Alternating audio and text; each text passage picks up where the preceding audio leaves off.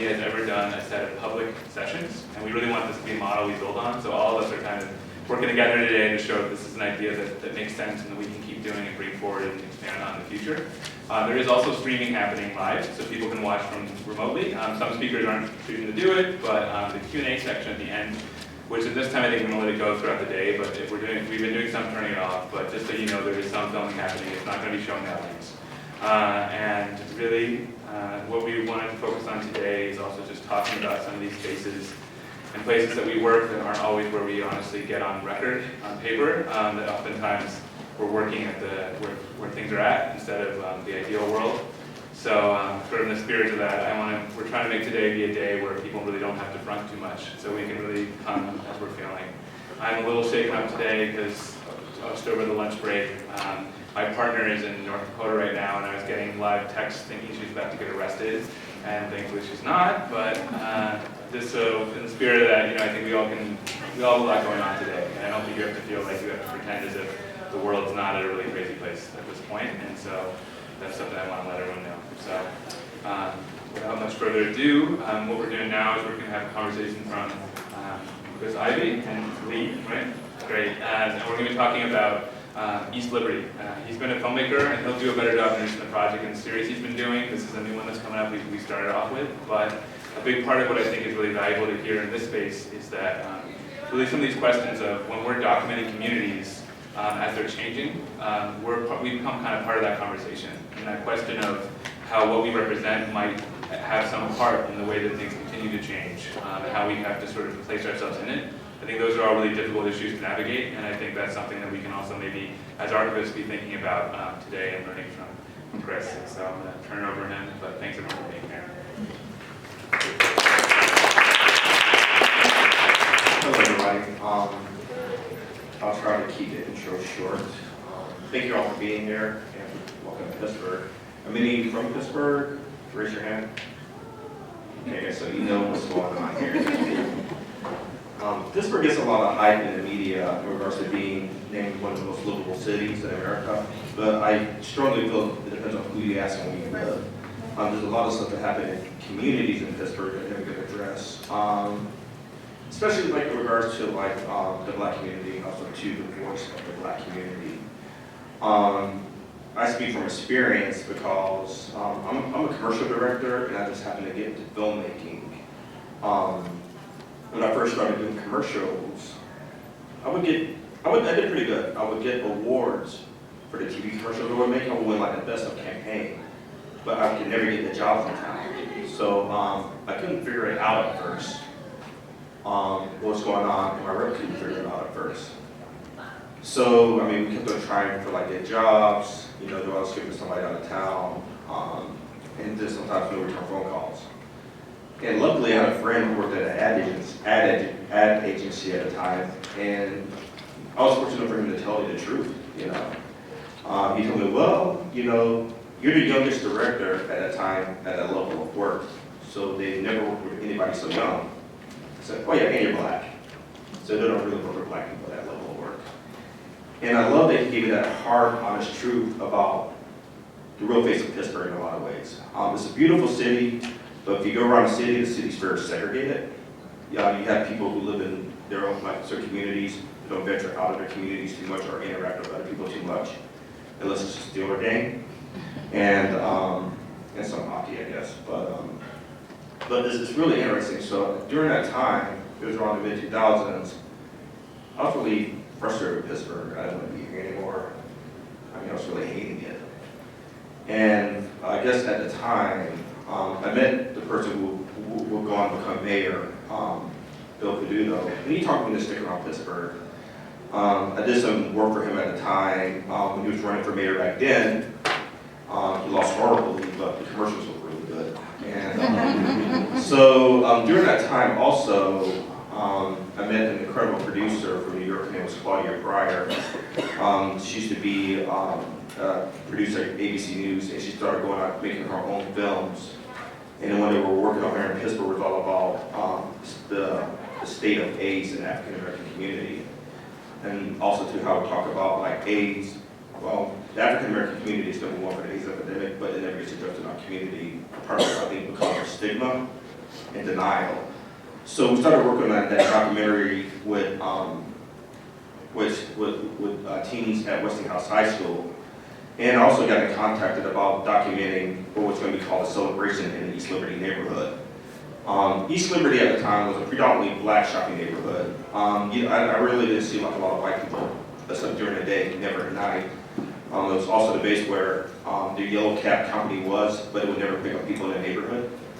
So it really spoke a lot. So when I went to the celebration in East Liberty, where they were celebrating the tearing down of 3 high-rises that had been there during the 60s, and which was considered like a part of a failed development at the time.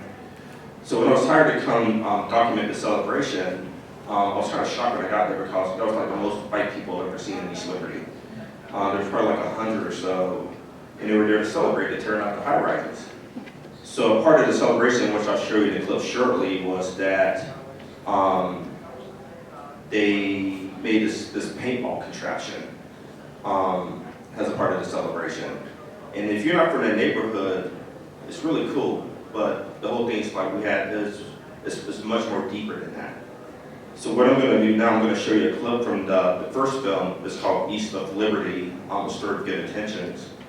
And this is a series of films. When I first started doing a documentary series, it was important for me to try to get the movies out within every 2 years, mainly to keep audience and the community up with the changes that was happening, so they can feel like they're being part of the changes happening before it's too late. And then also too, at the time there was like a lot of pushback, not only from city officials, because when it comes to like redevelopment, I feel like a lot of times they want you to stay out of the loop. They don't really necessarily want you to know what's going on because it's not really for you. It's just to put out the blank truth. I mean, even though they say it on paper and they advertise it everywhere, but we have these community meetings at 1 o'clock in the afternoon when everybody's at work. And, you know, it speaks volumes. I mean, they have it on paper like we did have the meeting, but, you know, and I guess they've gotten better about it, but it depends on who you ask and where you live. And if you look at East Liberty, what it was like in 2005, it's not really nothing what it's like today. And it's a shame, because you go to a lot of different places. They say that it's a model of redevelopment, and for me, in a lot of ways, it's technically nice, but when it comes to the people in the communities, it's like one of the worst things that's ever been done. And people should feel ashamed of themselves, you know. So I'm going to show you a clip from the first film around the celebration event. And it features like Alethea Sims. She's featured in the first film. She's one of the displaced residents from during the time. And she's also the head of the Coalition of Organized Residents who still fights for fair housing in the area. I mean, it's a tough road because when you try to ally yourself with people who are supposed to be like your allies, and they do the worst thing to you. Well, she'll talk about that later. I'm gonna stop rambling for a minute and show the clip. Thank you all for being here again.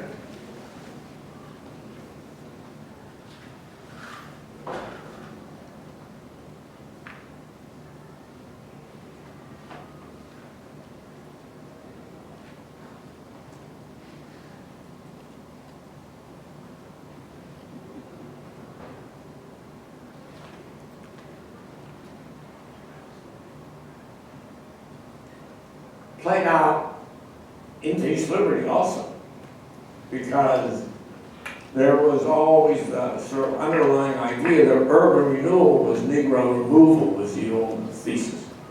Urban renewal in the 50s and 60s was a very complicated project.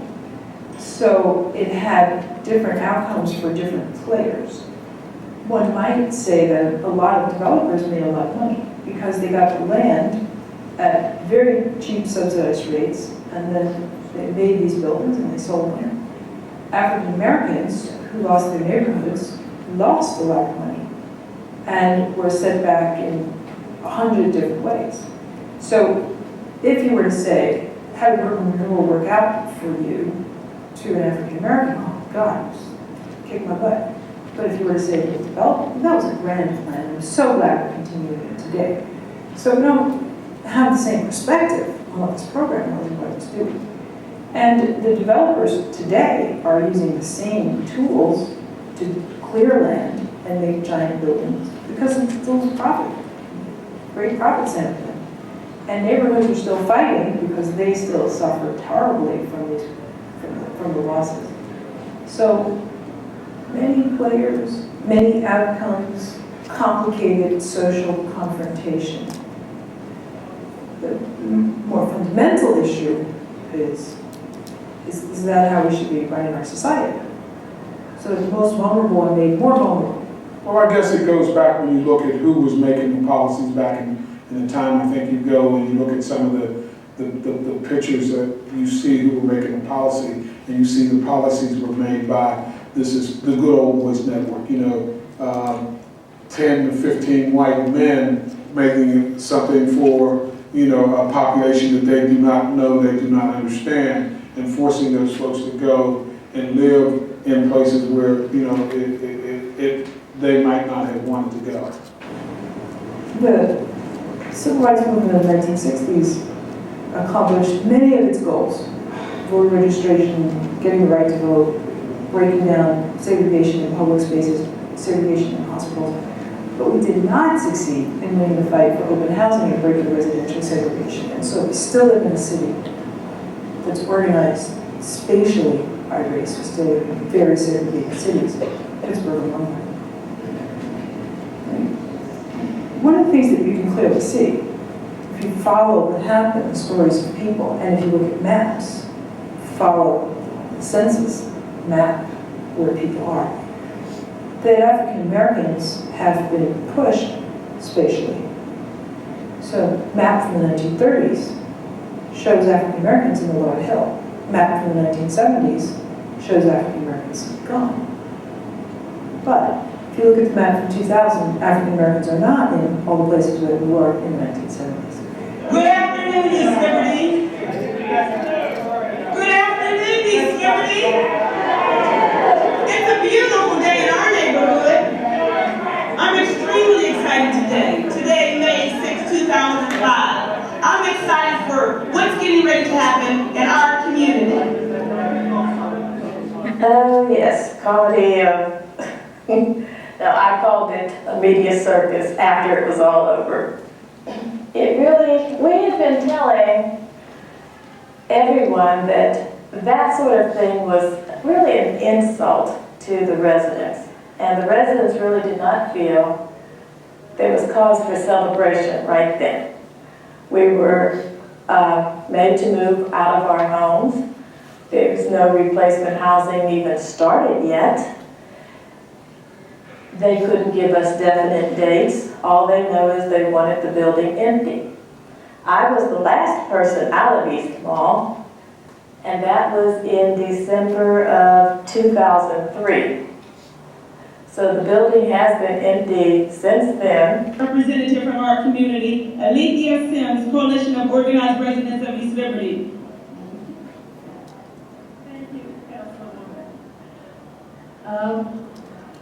I'm looking around and I'm seeing very few of my residents from East Mall here. Most of them that I've spoken to have said the same thing. There's the downside, and they don't always feel like celebrating. That's their opinion, and it should be heard. Recently, Jewish people from around the world have celebrated the holiday of Passover. Part of that feast, 4 glasses of wine are drunk, or one not quite full, because they are reminded, even in their celebration of freedom, that their freedom came with a price. I'm here as the ranking officer of the Coalition of Organized Residents of East Liberty to remind everyone here that yes, there is a celebration, but it came at a price. It came at the extreme sacrifice of the residents who were willing to give up their homes for a dream. And now they're remodeling it again.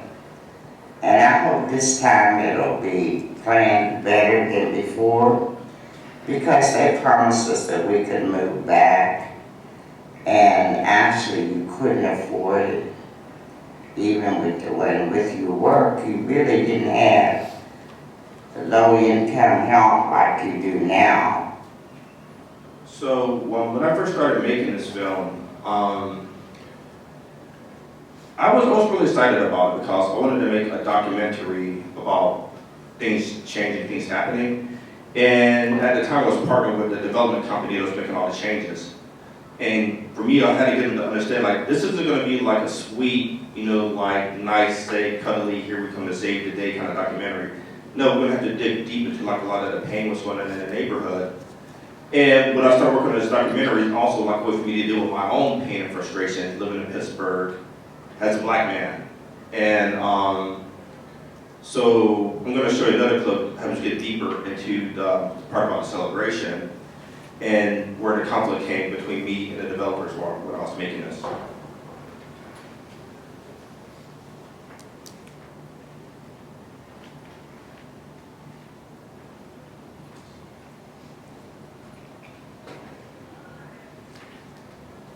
And I do know we were paid top dollar for this. And that's why it was so important for you all to hear the residents. Truly, this is a big step for them. They are out of their homes and have been moved to other housing with the hopes of coming back to better housing. So truly, we will have to continue this effort and working together on a regular basis to ensure that they can come back when the first house is built with the new keys to their house and cut the ribbon. Good afternoon, I'm delighted to be in East Liberty.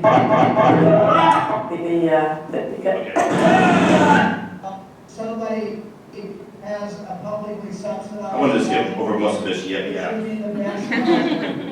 The people of this community, the public agencies like the Urban Redevelopment Authority, the Housing Authority, and the HUD have all said that we're going to change the attitude about how we think about how people want to live. And that's happening today in a very vivid way.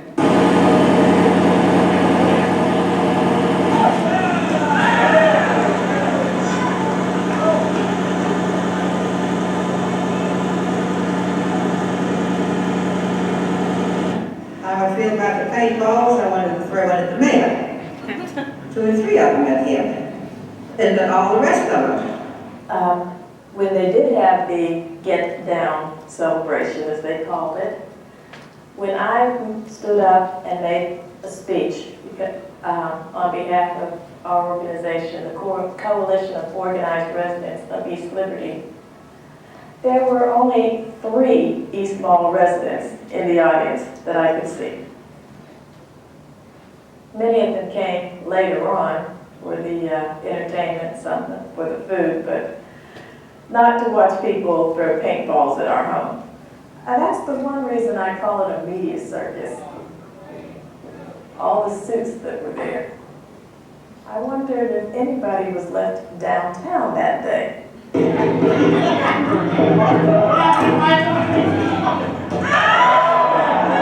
said art. That is not art. That's defamation of the building. If we had a spray can, we go to jail. Well, my thoughts about that, as far as that being a celebration, in fact, I thought that was more of a disgrace. I agree on They're shooting paintballs up in the building. They're shooting paintballs up in the building. Like that. Smart, but. Paintball? Yeah. Go. They said it was an eyesore before, which it wasn't. And the engineers said it was the best made building of the 3. But the mayor and the city just wanted it down. They didn't care that it was the better building.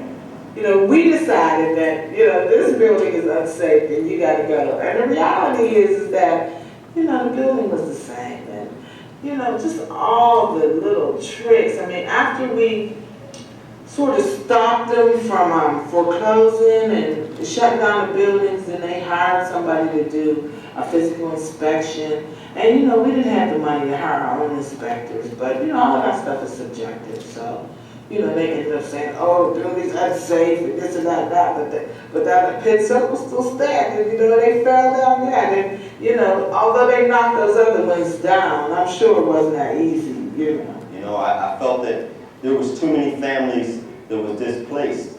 You're looking at a community that even though it may have its negative images, there was a lot of good people in that building. And to see a group of individuals who are promoted by the city administration to take paintballs and just throw it at the building as if it's a celebration, I felt it was a slap. A real serious slap, because there's no consideration on the generations of families that was born and raised in that building. And there's no consideration to say that it matters. It makes a difference where they go.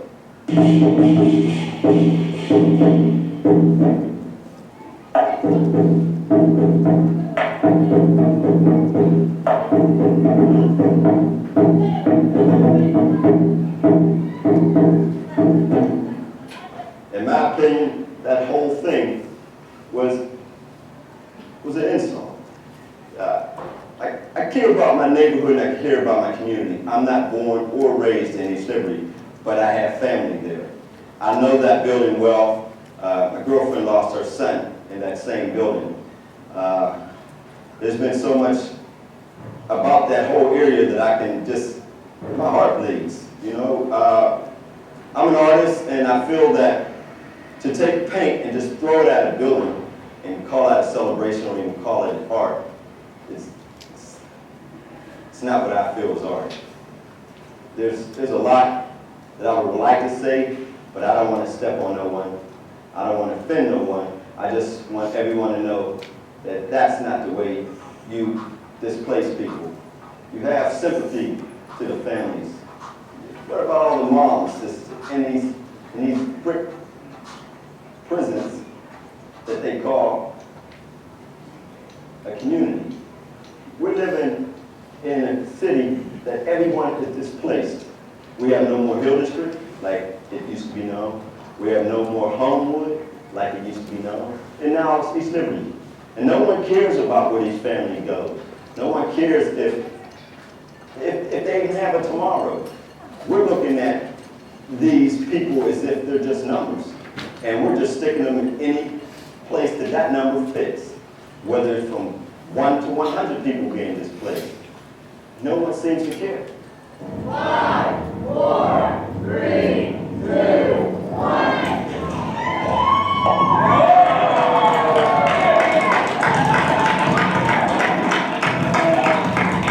All these groups think we're a chessboard, and we're all chessmen on board, and they just jump around here and there, Lewis here, Lewis there.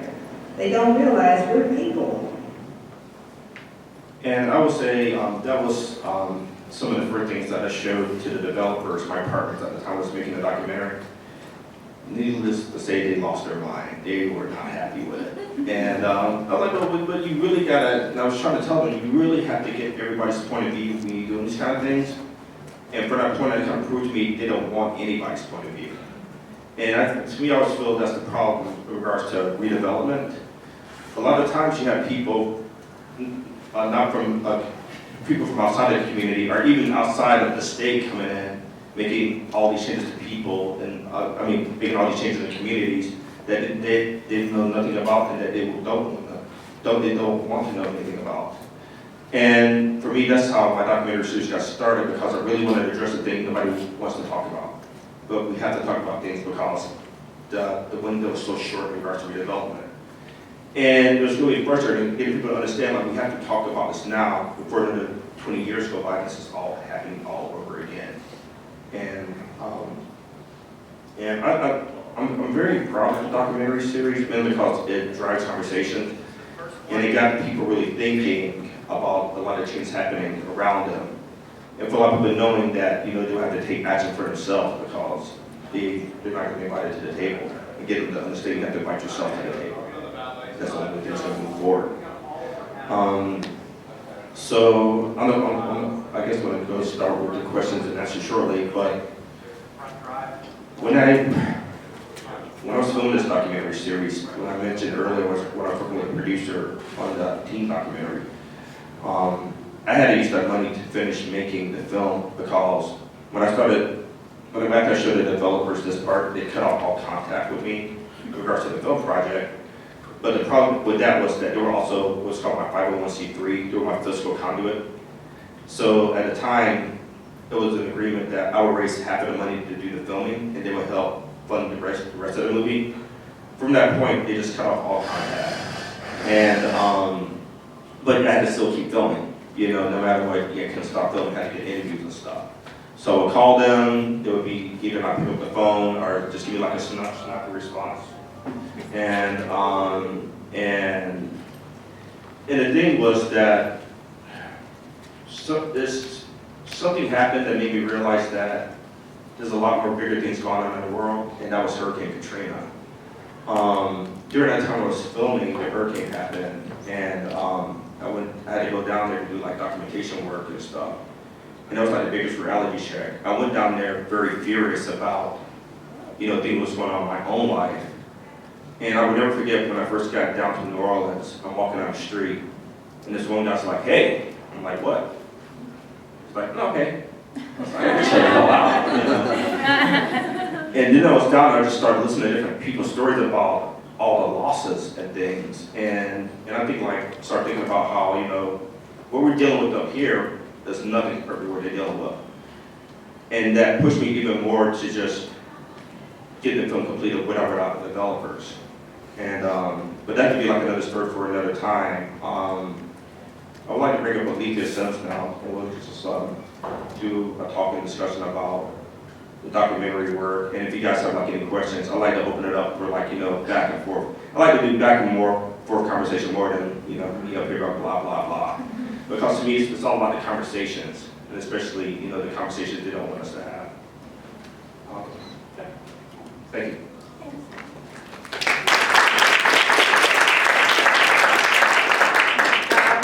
You're going to sit up here. Oh, leave me all alone over here, huh? 1999, and announced to everyone in the community room that my mother had just died.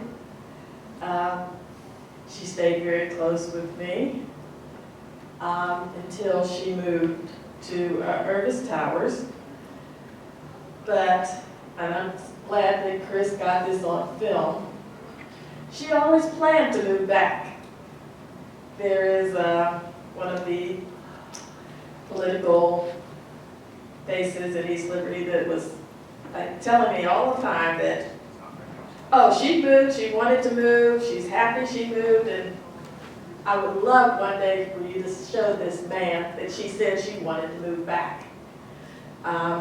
The other one that was there, Dolores Morris, the one that wanted to throw paintballs in there. I met her shortly after my mom died. She stepped in as mom and has been my best friend ever since. She is the secretary of CORE. The three of us kept the resident council together at East Mall. When CORE first formed, East Mall wasn't even included. We were considered the bad guys because we wouldn't move out so the other two buildings could move in. Makes sense to me. But in the end, we were the ones that kept CORE going. We were the ones that said, you know, you're making all these plans and not even asking us anything. We fought for that seat at the table so we could find out what was going to happen to the residents. And we were not content with just take a voucher, take the money, take a hike. You're building good, better homes on those places. We're moving out. We won. So we did file a class action lawsuit against the Housing Authority, URA, and we reached that agreement. As a result, Dolores and I are living in brand new apartments in East Liberty Place North. Something else we worked on was called Section 3 Initiative, which says if you're getting government money, this is my version, not the legal. The attorneys always cringe when I come up with mine. If you're coming into a distressed neighborhood to redevelop, at least 30% of the new hires should be low-income residents of that community. CORE worked very hard. We had residents on the demolition crews of all 3 high-rises. The construction of Fairfield, where Liberty Park used to be, East Liberty Place, north and south, where the East Mall high-rise was, Penn Manor, New Penley. There's a couple more that I can't remember, but you get the idea. We're making a difference. That's what CORE was about, and we did this with basically no money. Everyone says there's money out there to help low-income residents, but the low-income residents don't get it. Developers will get it. Politicians get it. Not directly, maybe campaign funds, but we know how that works. Big business gets it. We get the shaft. I'm being nice. You know, it's interesting too. I want to make sure that I get this right, but even when you guys were getting this place from a high-rise, in the beginning, didn't they promise you housing to move out to before you get a kick out? Well, when the community builders owned the buildings, they did say they would be built first, so we would only move one time. But they sold it to URA. This happens a lot in cities, you know. They sell off the property for $1. The city says, we didn't say that. And also too, I want to make sure I get this right. So they told everybody to move out within 30 days, and you would get like 1,000. Oh, yes. That same political figure. He was working downtown at the time. He came a few days before Christmas to Liberty Park. Who are you talking about? Park? Who are you talking about? Should I say? Okay. I'm gonna jump ahead for a second. Okay. Okay, so I want to make sure, for my time constraint. Okay. So the residents were promised $1,000 if they move out within 30 days. And, you know, this is not much, and a lot of it can be gone towards, you know, moving expenses, deposit and stuff. You still be spending out of pocket. And then after most of the people, except for I think maybe you, when most of the people moved out within that 30 days, the buildings sat there empty for 2 years. And then, you know, what does that say? You know, like change the image, change the culture. I mean, they know what they're doing with all this redevelopment and stuff. Like I said before, you know, the low-income residents always get the shaft. And they made this announcement to Liberty Park, which had the highest concentration of mentally challenged individuals in the city. So these people who have never seen this kind of money before in their lives, and this was like a couple days before Christmas, they were making all kinds of plans what they were going to do with this $1,000.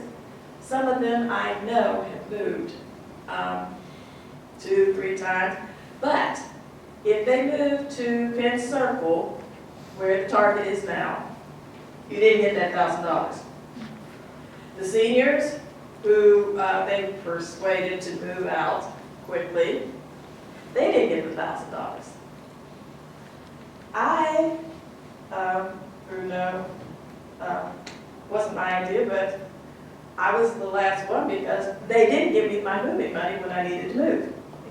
I stayed there until they did. But then also too, before we jump to questions and answers, there was the one lady who had it held out right behind where the Target was, right? Yes. Yeah, and she stayed there until they bulldozed everything around where she was living, and she got way more than 1,000. She got like 35,000 for her to get out. Yes. And it's all about fighting. You know, you gotta fight for it. You know. Yeah, it wasn't about she was being stubborn or picky or anything. In fact, no one told her story. When KDK News was in front of her place, she was in the hospital because she's a cancer patient. Her left ankle was fractured. It was hard for her to walk. Her right arm she had no use for. She was raising her granddaughters while her daughter was in Boston getting an education. No one told anybody about the house she found that was perfect, because she also had a teenage son she wanted to get out of the neighborhood. She went back the next day with a deposit and it was rented. Right. Always. So finally the city said, whatever it takes, get her out. By then her son had gotten busted for drugs, so when that happens, you lose your voucher. The city paid for her rent for 2-3 years, and that's that, until she could get a voucher back and she could get places she could afford. Sometimes it's not about rabble-rousing, waving rifles, just sitting quietly and saying, I'm not moving until you do what's right. Amen to that. Anybody have any questions? We're going to share that mic. Okay. Here you go.